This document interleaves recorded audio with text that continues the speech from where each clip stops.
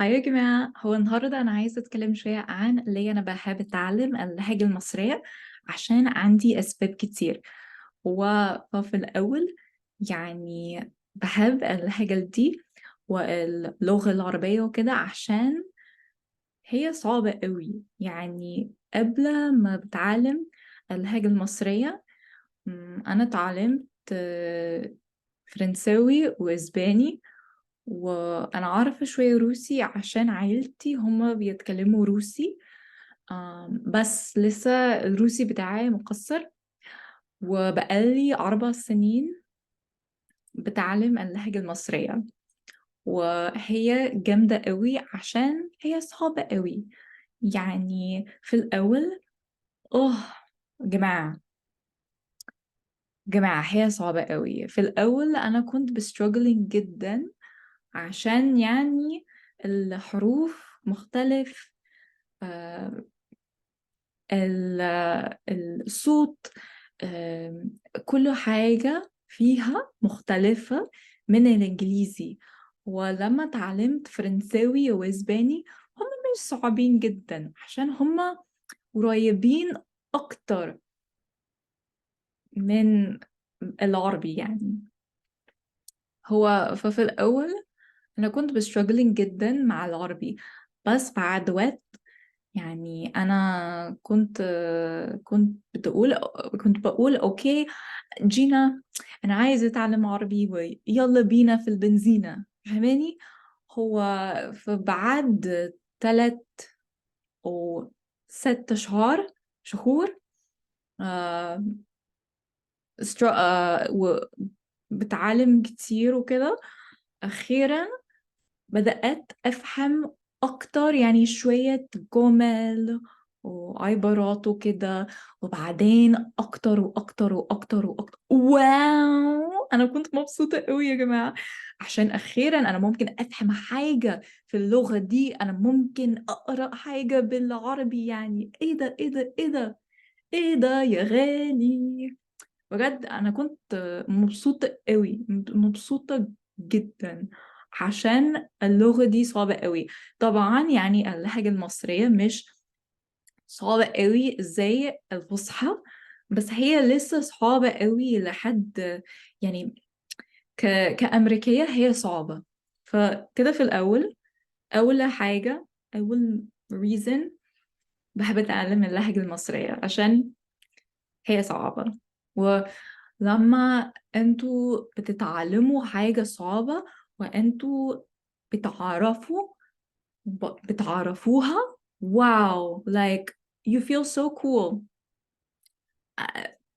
انا لما بقول اي حاجة بالعربي انا يا انا بتكلم عربي.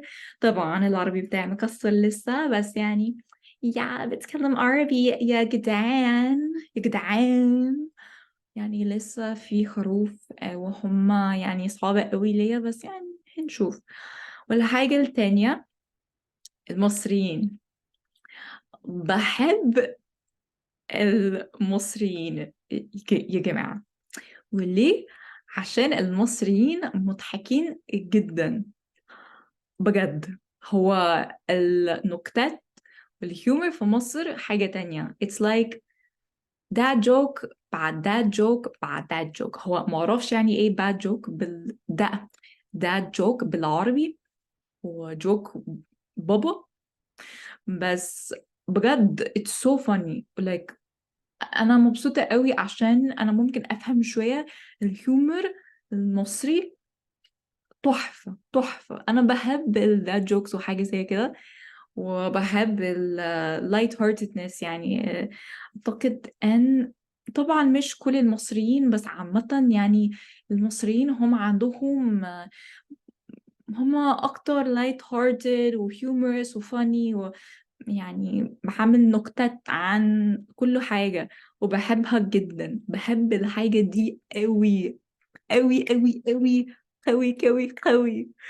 هو جامدة قوي. وبحب الميمز المصرية، الميمات. جماعة أنا مبسوطة قوي عشان لما أنا بسكرول على انستغرام أو تيك توك أو يوتيوب أي بلاتفورم على السوشيال ميديا، وأنا بشوف وبتفرج على ميم مصري وفيديو مصري، مبسوطة قوي عشان ساعات أنا ممكن أفهمهم. واو، هم مضحكين جدا يعني، بجد بحب الهيومر المصري قوي. فكده التانية الحاجة اللي ليه بحب أتعلم اللهجة المصرية. والتالتة حاجة معرفش يعني، بحب أتعلم حاجات كتيرة عن ثقافة جديدة، وبجد بحب الثقافة المصرية قوي. أم، يعني طبعا في حاجات كويسين، مثلا المسلسلات، الموسيقى، معرفش يعني. وأنا عندي أصحاب كتير من مصر دلوقتي عشان ممكن أتكلم عربي. طبعا يعني عامة هما بيتكلموا إنجليزي كمان، بس يعني عشان بتكلم عربي وأنا ممكن أفهم الحاجات المصرية. عشان كده أعتقد أن it's easier for me to make friends مع المصريين مثلا، يعني مش كلهم طبعا، بس يعني أنا ممكن عشان أنا ممكن أفهم الثقافة شوية، الحياة شوية، اللغة، يعني في حاجة similar، كذا كذا.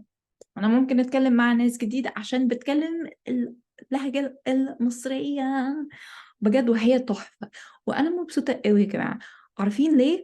عشان أعتقد أن أخيرا في ناس أكتر في العالم اللي اللي كانوا عايزين يتعلموا اللهجة المصرية، عشان كنت بتكلم مع ناس أكتر، وفي ناس من أمريكا أو يوروبا أو أي يعني بلد برا مصر وبلد برا البلد العربية، هم عايزين يتعلموا اللهجة المصرية واللغة العربية وكده. عشان لما بدأت أتعلم اللهجة المصرية مثلا ما كانش فيه resources وحاجات كتيرة على الإنترنت، بس أعتقد إن دلوقتي يمكن إن شاء الله هيكون في أكتر وكده، بس ناس أكتر عايزين يتعلموا اللهجة المصرية. دي حاجة تحفة قوي، حاجة 100%. ودلوقتي أنا عايزة أتكلم عربي أحسن بكتير من دلوقتي، عشان طبعا أنا عايزة أعمل فيديوهات أكتر. وهقولكوا حاجة إن شاء الله، ما اعرفش يعني، هنشوف لو هعمل فيديوهات اكتر، عشان بجد عندي كاميرا، عندي الكاميرا دي، وانا ممكن اعمل فيديوهات. ليه لا جينا؟ ليه لا يا بت؟ صح، صح. هو فيا، وعندي موضوع كويسة يمكن وأنا ممكن أتكلم عليهم، أو يمكن ممكن أتكلم عن الهيئة في أمريكا والحاجات في أمريكا، عشان أخيرا رجعت أمريكا. فهنشوف لو أنتوا عايزين تتفرجوا على فيديوهات زي كده، قولي في التعليقات تحت. وأنا عايزة أتكلم عن إزاي ممكن يتعلم اللهجة المصرية أو أي حاجة زي كده. وكمان يا جماعة أنا عايزة أتعلم الفصحى، يعني السنة دي أنا عايزة أبدأ أتعلمه، عشان يعني أعتقد أنا لو عايزة أتكلم عربي كويس جدا، مم، يمكن محتاجة أعرف شوية حاجات عن الفصحى. عشان طبعا أم، لو عايزة أتكلم عن شوية مواضيع، هو مفيش كلمة بالمصري، هو أنا محتاجة الكلمة بالفصحى مثلا. وكمان ما أعرفش يعني، طبعا الفصحى مهمة قوي بالعربي. وأنا عايزة أفهم أكتر عن البلد العربية وعن اللغة العربية عامة. أنا عايزة أفهم أكتر، عشان طبعا ممكن أتكلم شوية حاجات بالعربي، بس في نفس الوقت لسه مش ممكن أفهم الموسيقى لما بسمع أي أغنية باللغة العربية وبالمصري وبأي لهجة. صعب قوي ليا أفهم تقريبا أي حاجة. أنا ممكن أفهم شوية كلمات، يعني كلمتين مثلا، عشان هما بيتكلموا بصورة قوي. وليا صحاب جدا ليا عشان يعني مش ممكن أفهم بسرعة لما الصوت صحاب قوي ليا يا جماعة. فهنشوف لو هعمل حاجة، عشان أنا دايما بقول لنفس الحاجة، يا جماعة أنا عايزة أتعلم عربي كويس جدا، وأنا عايزة أتكلم عربي كويس جدا، بس دايما أنا مش بعمل ولا حاجة. فليه كده يا جينا؟ ليه كده يا بت؟ عشان أنا مش فاهمة كده. أنا كسلانة جدا ولا إيه؟ طبعا أنا كسلانة، بس ده مش حاجة كويسة. احنا محتاجين نعمل حاجة تانية، عشان انا عايزة اتكلم عربي كويس جدا. انا بقول نفس الحاجة في كل الفيديوهات، وعشان كده كل الناس بيفكروا ان جينا العربي بتاعي كويس جدا، بس لا، لا، هو مش كويس جدا. هو انا لسه بقول نفس الحاجة دايما، فعشان كده أنا ممكن أتكلمها بسرعة وكده، بس لأ، بعمل غلطات، بعمل حاجات زي كده، بتكلم لسه مقصر.